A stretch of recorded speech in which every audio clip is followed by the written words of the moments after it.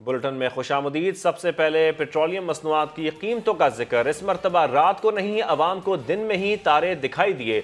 वजीर खजाना इसहाक डार ने सुबह 11 बजे पेट्रोलियम मसनूआत महंगी करने का ऐलान कर दिया। पेट्रोल और डीजल की कीमतों में 35-35 रुपए इजाफा कर दिया। लाइट डीजल और मिट्टी के तेल की कीमतों में भी 18-18 रुपए फी लीटर इजाफा कर दिया। हुकूमत का मौक़िफ़ है कि पेट्रोल की मसनूई किल्लत से बचने के लिए ये इक़दाम उठाया गया। पेट्रोल की मसनूई किल्लत से बचने का इकदाम, दिन में तारे देखने लगे अवाम। हुकूमत ने पेट्रोलियम मसनूआत में इजाफा कर दिया। पेट्रोल और डीजल की कीमतों में 35-35 रुपए फी लीटर इजाफा होगा। केरोसिन ऑयल और लाइट डीजल ऑयल में 18-18 रुपए का इजाफा होगा।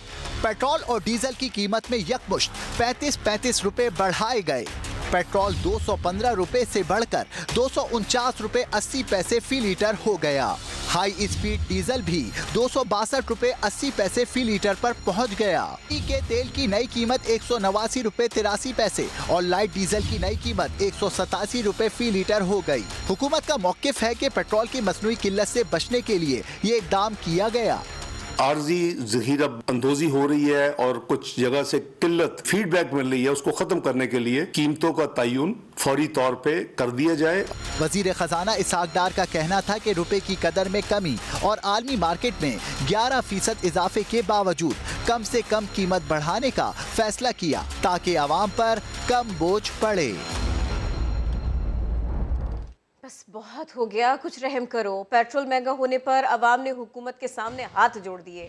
उनका कहना है महंगाई ने सांस लेना मुश्किल बना दिया है। 2 वक्त की रोटी नहीं मिलती, बच्चे कैसे पढ़ाएं?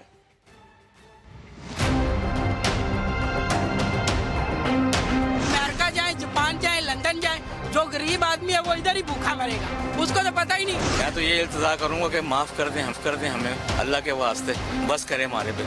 गरीब मरने के लिए तैयार हो जाए और खास करके मिडिल क्लास जो है ना, वो तो अब खुदकशियां करेगा। पेट्रोल नहीं डलवाएंगे तो हमारा काम नहीं चल सकता। खाने को नहीं तो बढ़ाएंगे कहाँ से? बेड़ा घर किया हुआ ही नहीं सियासतदानों ने। तो हाथ जोड़ के हमारी इल्तमास है कि खुदा के लिए पेट्रोल के ऊपर काबू पा लें। गरीब तो वैसे ही मर गए। 18,000 सैलरी,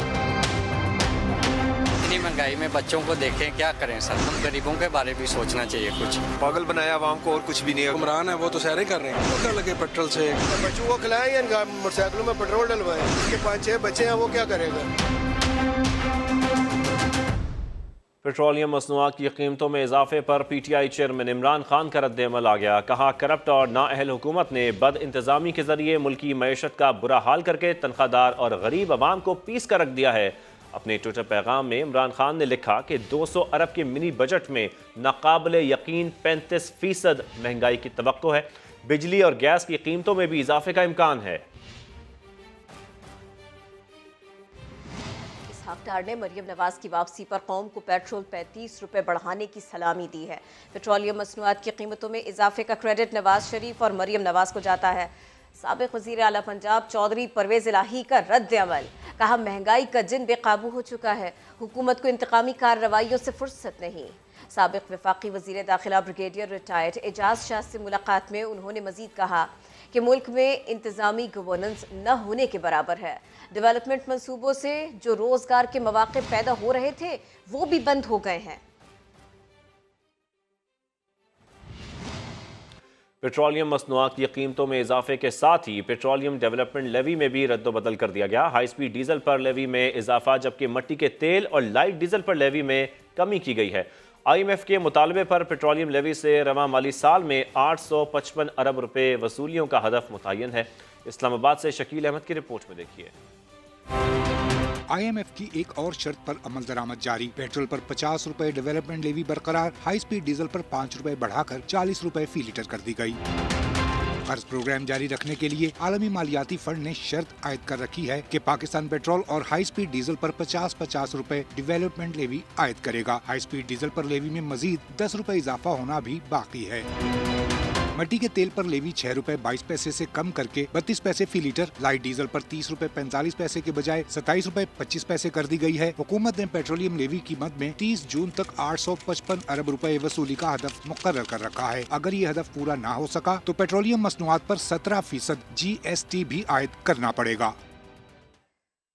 वफाकी वज़ीर ख़जाना इसहाक डार ने मुल्क के मौजूदा ख़राब मुआशी हालात का जिम्मेदार इमरान खान को करार दिया।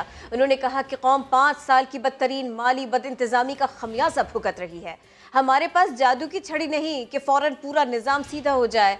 मुल्क को आगे लेकर जाना है तो बड़े फैसले करना पड़ेंगे। मुल्क को आगे लेके जाना है तो आपको ये बड़े फैसले करने होंगे। पाकिस्तान की तारीख की बदतरीन जो फिस्कल इनडिसिप्लिन था वो आपके इन पिछले 5 सालों में हुआ और आज हम उसका खुमियाजा भुगत रहे हैं। ये कोई जादू की छड़ी नहीं कि आप उसको हिलाएंगे तो ये सीधा हो जाए। उस फिस्कल डिसिप्लिन को नाफिज करने की सजा मैंने 5 साल अभी रिसेंटली जेल में काटी। इकोनॉमिक क्राइसिस को डील करना है तो हमें अपने फैसले करने पड़ेंगे। इस मुल्क में अगर आप ठीक काम करेंगे, अगर आप जिहाद करेंगे, अगर आप ऐसा काम करेंगे कि जो कुछ हल्कों को पसंद नहीं होगा तो फिर आपके साथ निपटा जाएगा। कि हमारी सियासत का महवर हमेशा अवामी खिदमत होना चाहिए। दहशतगर्दी आज के दौर का सबसे बड़ा चैलेंज है। जिस कमिटमेंट के साथ उस नेशनल एक्शन प्लान पे अमल होना चाहिए था वो अमल नहीं हो सका। बिजली के हालिया ब्रेकडाउन में बैरूनी साइबर हमलों का जायजा लिया जा रहा है। वफाकी वजीर तवानाई खुर्रम दस्तगीर कहते हैं ब्रेकडाउन की तहकीकाती रिपोर्ट जल्द मंजर-ए-आम पर आ जाएगी। 23 तारीख को सुबह 7:30 बजे एक बहुत बड़ा वोल्टेज में उतार चढ़ाव देखा गया गुद्दू के इर्द गिर्द जो ट्रांसमिशन लाइन है। तो हमें ये तो मालूम है क्या हुआ, उसका जो सोर्स है कि कहाँ से ये वोल्टेज वेरिएशन उठी, उसी के लिए इन्वेस्टिगेशन हो रही है। दूसरा ये है कि हमें कुछ पहले से भी वार्निंग्स थी, इसीलिए इस चीज़ को भी पूरी तरह इसकी तफ्तीश की जा रही है कि ये किसी बैरूनी साइबर अटैक कंप्यूटर के जरिए, इंटरनेट के जरिए उसका हिस्सा ना हो। तो लिहाजा उसको भी इन्वेस्टिगेट किया जा रहा है इदारों की तरफ से ताकि हम उसको भी एलिमिनेट कर सकें। लेकिन इससे एक चीज़ तो जाहिर है कि हमें जो अपनी ग्रिड की प्रोटेक्शन है वो हर लिहाज से ना सिर्फ फिजिकली करनी है बल्कि उसके जो कंप्यूटर कनेक्शंस हैं उनको भी प्रोटेक्ट करना है। खबरों का सिलसिला आगे बढ़ाएं और आपको बताएं नवाज शरीफ और आसिफ जरदारी गिरफ्तार हो सकते हैं तो इमरान खान क्यों नहीं। वजीर दिफा ख्वाजा आसिफ ने वाजे कर दिया, कहा मलिक रियाज को 190 मिलियन पाउंड देने के केस में भी इमरान खान गिरफ्तार हो सकते हैं। फवाद चौधरी की गिरफ्तारी पर बोले परवेज इलाही की ऑडियो के बाद इस बारे में मजीद कुछ कहने की जरूरत नहीं। जिस तरह इमरान खान ने शद्दत की तरफ रुख हमारी सियासत का मोड़ने की कोशिश की है, मैं समझता हूँ कि पीपल्स पार्टी की लीडरशिप को जान का खतरा हो सकता है। खुदा न खास्ता कुछ सानिया पाकिस्तान में हुआ तो उसकी सरासर जो जिम्मेदारी जो है इमरान खान की ऊपर। मियां नवाज शरीफ गिरफ्तार हो सकता है, आसिफ जरदारी गिरफ्तार हो सकता है, पीडीएम की सारी लीडरशिप गिरफ्तार हो सकती है। इसके ऊपर तो सच्चे इल्जाम है सारे, क्यों नहीं गिरफ्तार हो सकता। 190 मिलियन पाउंड जो मलिक रियाज को दिया है उसे फड़ लेना।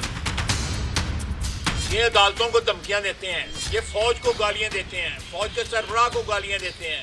अपना मुंह जो है अगर बंद रखो तो कोई आपके खिलाफ एक्शन नहीं लेगा। चौधरी परवेज इलाही के जो इरशादात और फरमात हैं उसके बाद जो है ना कोई मेरे कहने की तो कोई कसर नहीं। वज़ीर आज़म शहबाज शरीफ ने डेनमार्क में कुरान पाक की बेहुरमती की शदीद मजम्मत करते हुए इस्लामोफोबिया के खिलाफ आलमी इत्तेहाद को वक्त की अहम तरीन ज़रूरत करार दिया है। वज़ीर आज़म ने अपने ट्वीट में लिखा, डैनिश सियासतदान की जानिब से कुरान पाक की बेहुरमती इश्तियाल अंगेज़ी है। हम इस वाक़े पर बहुत रंजीदा हैं। कुरान पाक की बेहुरमती का ये तीसरा वाक़या है। महज़िब दुनिया को ऐसे वाक़यात की शदीद मजम्मत करनी चाहिए। वज़ीर आज़म ने इस्लामोफोबिया के खिलाफ आलमी इत्तेहाद को वक्त की अहम तरीन ज़रूरत करार दिया।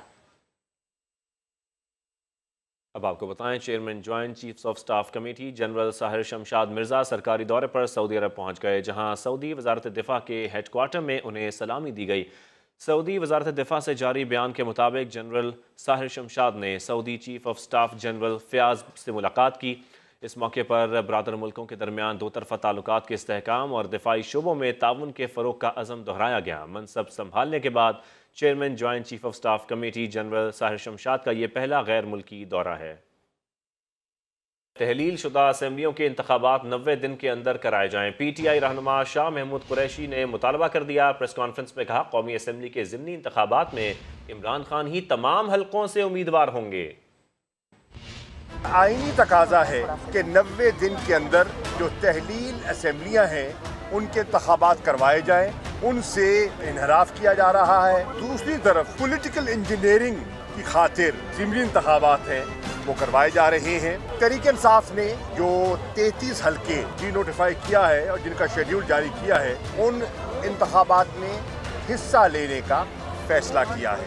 उन तमाम हल्कों में हमारे उम्मीदवार पाकिस्तान तहरीक इंसाफ के चेयरमैन इमरान खान साहब होंगे, जो कि हमारे वहाँ के इलेक्टेड MLA थे। वो बेसियत कवरिंग कैंडिडेट अपने कागजात जमा करवाएंगे। फवाद चौधरी के साथ सलूक बरता जा रहा है, वो सब देख रहे हैं। वो हजरात जो माजी पे उन पर तनकीद किया करते थे, आज वो भी उनके साथ इजहार हमदर्दी कर रहे हैं। सब समझते हैं उनके साथ नारवा नामुनासिब सलूक बरता जा रहा है। तहरीक इंसाफ की कोर कमेटी के इजलास की अंदरूनी कहानी सामने आ गई है। कोर कमेटी ने शाह महमूद कुरैशी की ज़िमनी इंतखाबात ना लड़ने और शफकत महमूद की अलग अलग उम्मीदवार खड़े करने की तजावीज़ को मुस्तरद कर दिया है। मजीद जानेंगे इस्लामाबाद में समा के नुमाइंदा खुसूसी टिक्का खान सानी से। टिक्का खान, तफसीलन आगाह कीजिए। जी बिल्कुल, कोर कमेटी का जो इजलास हुआ है आज लाहौर में, इसमें शाह महमूद कुरैशी ने सबसे पहले ये तजवीज़ दी कि ज़िमनी इंतखाबात का अगर बाइकआउट किया जाए, यानी अगर ना लड़ा जाए तो क्या बेहतर नहीं होगा, जिस पर यकीनन असद उमर भी वहाँ मौजूद थे और असद उमर ने शाह महमूद कुरैशी की इस तजवीज़ को मुस्तरद कर दिया। असद उमर का ये कहना था कि जो सियासी जमातें हैं उनको इंतखाबात से भागना नहीं चाहिए, इंतखाबात में रहना चाहिए और जरूर रहना चाहिए। जी बहुत शुक्रिया, आप तफसीलन आगाह कर रहे थे टिक्का खान। फवाद चौधरी का पंजाब फॉरेंसिक लेबॉर्ट्री में फोटोग्रामेट्री टेस्ट कराया गया। इस्लामाबाद पुलिस PTI रहनुमा को लाहौर लेकर आई। इलेक्शन कमीशन को धमकियां देने के मुकदमे में गिरफ्तार फवाद चौधरी को लाहौर लाने की खबर सुनते ही PTI रहनुमा और कारकुन फॉरेंसिक लैब के बाहर इकट्ठा हुए, एहतजाज किया। फोटोग्रामेट्री टेस्ट के बाद इस्लामाबाद पुलिस फवाद चौधरी को लैब से ले गई। सराय के मुताबिक इस्लामाबाद पुलिस के पास फवाद चौधरी की रिहाइशगाह के सर्च वारंट भी मौजूद है। कराची के इलाके साइट एरिया पठान कॉलोनी में नौजवान शादी में होने वाली हवाई फायरिंग का निशाना बन गया। पुलिस ने दुल्हा और उसके वालिद को हिरासत में ले लिया। कराची का नौजवान हवाई फायरिंग की भेंट चढ़ गया। साइट एरिया पठान कॉलोनी में दोस्त की शादी में शिरकत करने वाला हाफिज कुरान इसरार जाँ बाग हो गया।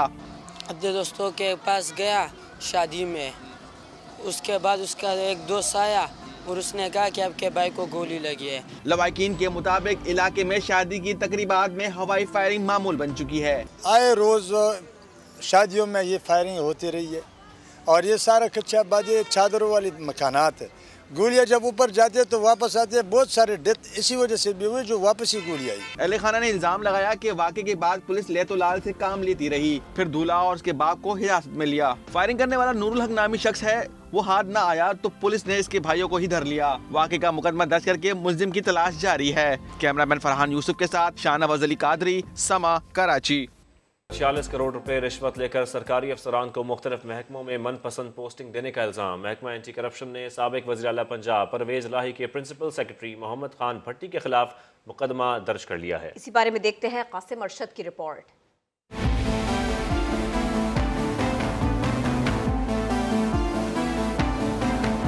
करोड़ों रुपए की रिश्वत का इल्जाम। परवेज इलाही के करीबी साथी मोहम्मद खान भट्टी पर मुकदमा दर्ज। एंटी करप्शन ने साबिक वज़ीर आला परवेज इलाही के प्रिंसिपल सेक्रेटरी मोहम्मद खान भट्टी की गिरफ्तारी का अमल शुरू कर दिया।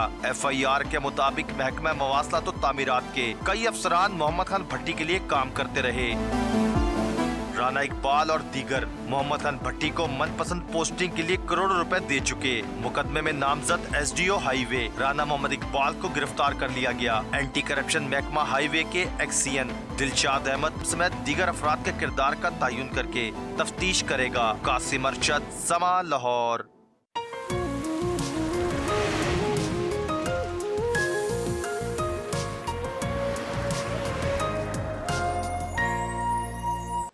बात करें मौसम की, जिसने बाला इलाकों का हुस्न और भी बढ़ा दिया है। कलाम और आसपास वाला इलाकों में वक्फे वक्फे से जारी बर्फबारी से कुदरती हुस्न को 4 चांद लग गए। बालाई इलाकों में बर्फबारी का सिलसिला वक्फे वक्फे से जारी है। वादी कालाम में सफेद गाले गिरने से मंजर और भी निखर गए। मुल्क भर से आए सयाह भी खूब एंजॉय कर रहे हैं।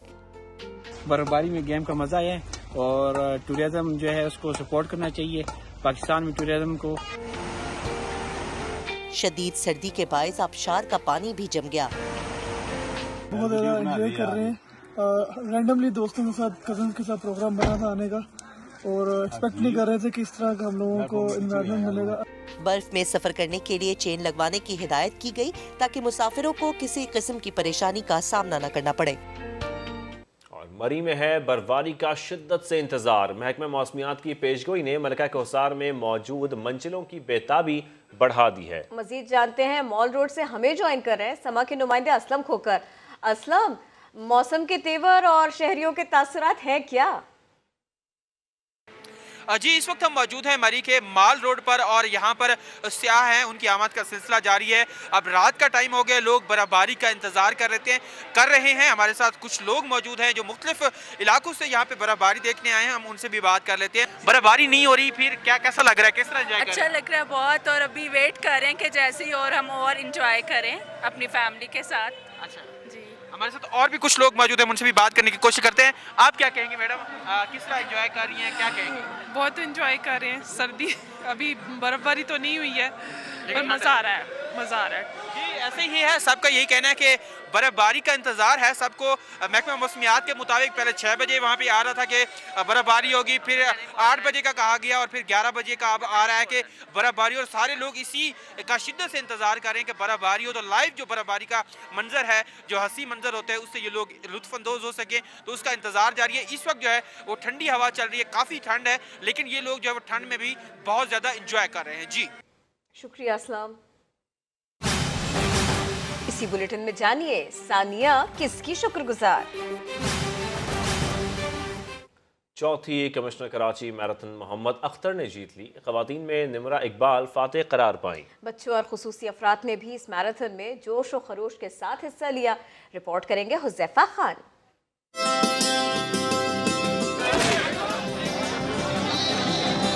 कराची की रौनकें बहाल करने का मिशन। कमिश्नर कराची के ज़ेरे इंतजाम साहिल के करीब चौथी मैराथन का इनेकाद किया गया। इवेंट में मर्द, खवातीन और बच्चों समेत खुसूसी अफराद ने 6 से ज़ायद कैटेगरी में शिरकत की। Man of the marathon Mohammad Akhtar, जबकि खवातीन में निमरा इकबाल सबसे आगे रही। फैसलाबाद से आया हूँ, मैंने 24 में ये फैसला तय किया है। बहुत अच्छा था माशाल्लाह, पूरा प्रोटोकॉल दिया हमें, तो बहुत मज़ा आया यार। मैंने अंडर 30 में पार्टिसिपेट किया था और मेरी फर्स्ट पोजीशन आई है। आज जो मेरी पोजीशन आई है मेरे उस्ताद की वजह से आई है, और हमेशा वो मुझे सपोर्ट करते हैं और आगे लाने के लिए, और ये मैंने 34 मिनट में लगा दिया। 50+ कैटेगरी में बुजुर्गों ने भी खूब हिम्मत दिखाई। 58 मेरी एज है। पिछले साल भी मैं मतलब थर्ड आया था, अभी सेकंड मतलब इसमें भी मैं सेकंड आया हूँ। हफ्ते के बाद ना 42 किलोमीटर का इरादा है और इंशाल्लाह 4 घंटे में करके दिखाऊंगा इंशाल्लाह। जापानी कौंसल खाने और इनके अमले ने भी इवेंट में शिरकत की। ये पहला मौका है इसी तरह का इवेंट शिरकत होने का, तो इसे बहुत खुशी की बात है। कमिश्नर कराची इकबाल मेमन और तर्जुमान सिंध हुकूमत मुर्तज़ा वहाब ने इवेंट के इनेकाद को खुशाइन करार देते हुए मुस्तकबिल में मजीद स्पोर्ट्स इवेंट करवाने की यकीन दहानी करवाई है। रिवायती रक़्स से भी शुरका खूब महसूस हुए। कैमरामैन अली मुशर्रफ और साथी रिपोर्टर जिशान मुगल के साथ हुज़ैफा खान, समा, कराची।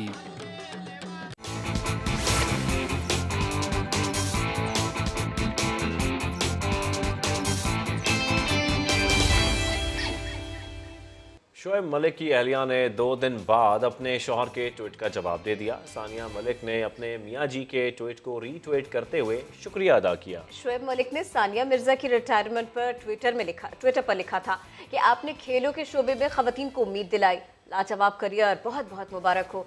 सानिया मिर्जा ने अपने शौहर के ट्वीट पर जवाब देते हुए शुक्रिया अदा किया।